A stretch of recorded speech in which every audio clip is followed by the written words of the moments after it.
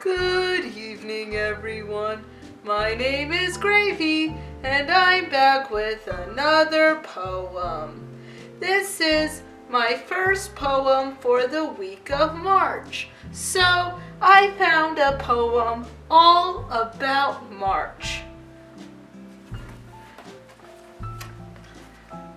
It is simply called March by John Updike. March. The sun is nervous as a kite that can't quite keep its own string tight. Some days are fair and some are raw. The timid earth decides to thaw. Shy budlets peep from twigs on trees, and robins join the chickadees. Pale crocuses? I do not know what that is. Can you put up a picture of a crocus, please? Thank you. Pale crocuses poke through the ground like noses come to sniff around. The mud smells happy on our shoes. We still wear mittens, which we lose.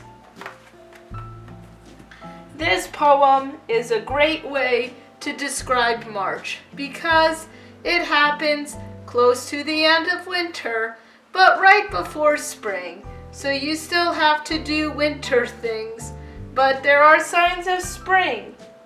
And that is, I think the beginning is my favorite part when it describes the sun being nervous, that like a kite that can't keep its string tight, because the sun cannot decide if it wants to stay up in the air and make nice warm weather or to stay down and make nice cold weather. It is indecisive. How can the sun be indecisive? It's just a big ball of gas. It's a poem, boss. It's not supposed to be scientific. Thank you for listening to this week's poem. Stay tuned next week for another poem. And have a very happy March. March. What are you doing now? I'm marching for March. You're so cute.